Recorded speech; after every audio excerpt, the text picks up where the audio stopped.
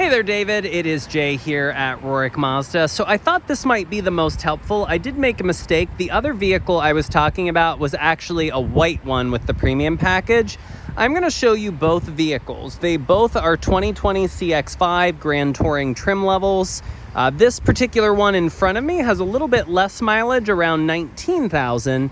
And then the white one that you kind of see down there has right around 27,000 miles. So let's just say an 8,000 mile difference. However, I'm going to go over a couple different things just so that way you can decide what suits your needs best. Now, all of the certified vehicles, just to go over, are going to have 1 year bumper to bumper warranty and 4 years on powertrain warranty. In terms of condition report, they have to be one owner, they have to be accident free, and then your wearables, which are important, those are things like tires and brakes and rotors. They have to be 60% remaining life or better to pass a certification. And a lot of that is nobody wants to get a vehicle and then suddenly realize they got to sink tires and stuff into it a year later. Now, this particular one is the Grand Touring. So just kind of remember Grand Touring. I'm going to discuss a different word here in a second on the other. Now, the headlight wise, if you kind of see that little bar there, that little loop, and then that little halo right there, that was that LED daytime running light surround I was mentioning. Headlights are full LED and fog lights. Up here in the grille, you're going to notice that this emblem is fake. And one of the reasons why is you'll see the camera up on top of the windshield. So this vehicle has all of the safety technology. That's going to be everything from your collision avoidance. You'll have a full adaptive cruise control. You'll have lane keeping assist. You'll have pedestrian and cyclist detection. At night, your headlights can even use the high and low beams automatically. Wheel-wise, you're going to have a 19-inch silver finished alloy wheel.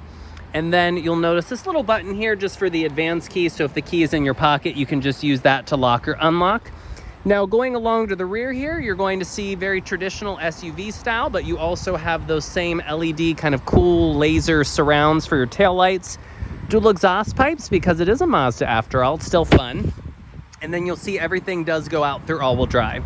These lift gates here are going to be full power, and they are height programmable. So if you do park in kind of a garage, you can lower the height so that way it doesn't risk kind of hitting the ceiling here.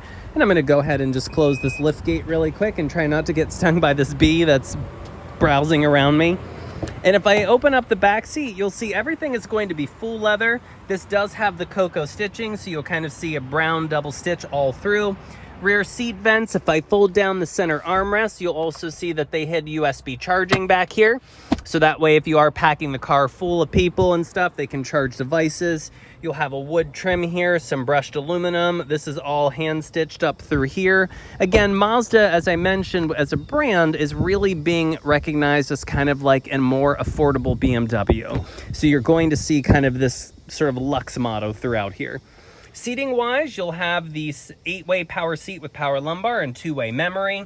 You'll notice that everything goes out through the 12-speaker Bose surround, which you'll notice the 2 tweeters up in the windshield, and you have a subwoofer in the trunk. And then you will see pretty standard size sunroof. But hopping in here really quick, just to go over a few things, I'm going to put my foot on the brake and start up the car.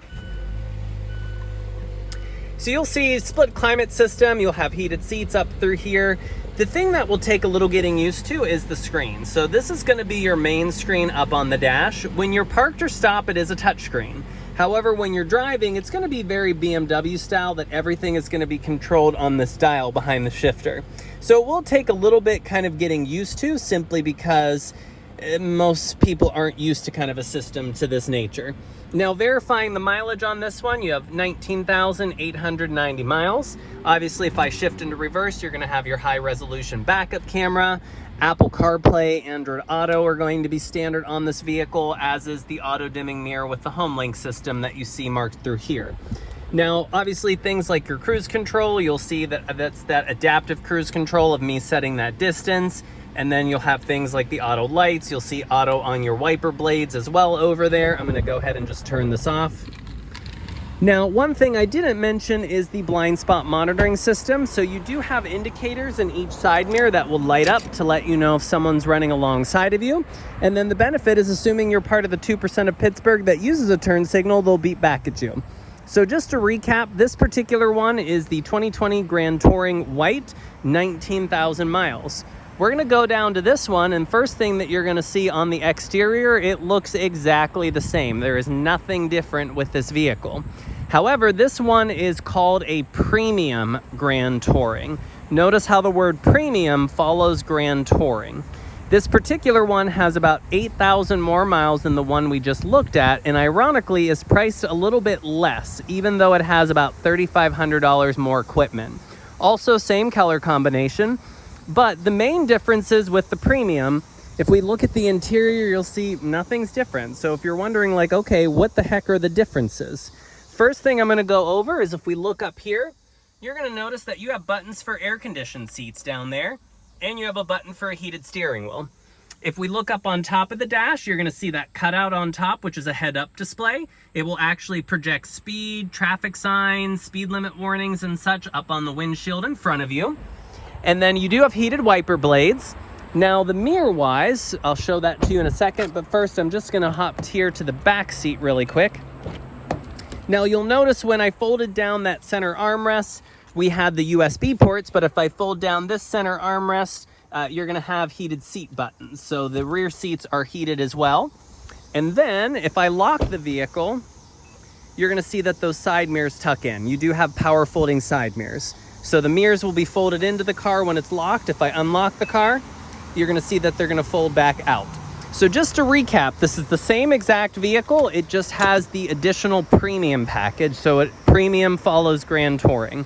But these would probably be the two best options, especially if you like Mazda's White Pearl, which is very, very pretty, but also to kind of give you an idea of just different things. For instance, you might like the one that has a little bit less miles, or you might like the one that has a little bit more miles, but also has significantly more equipment. But I hope this information helps. If there's any additional details and such I can help with, just let me know, and I'll look forward to hearing back and appreciate the opportunity.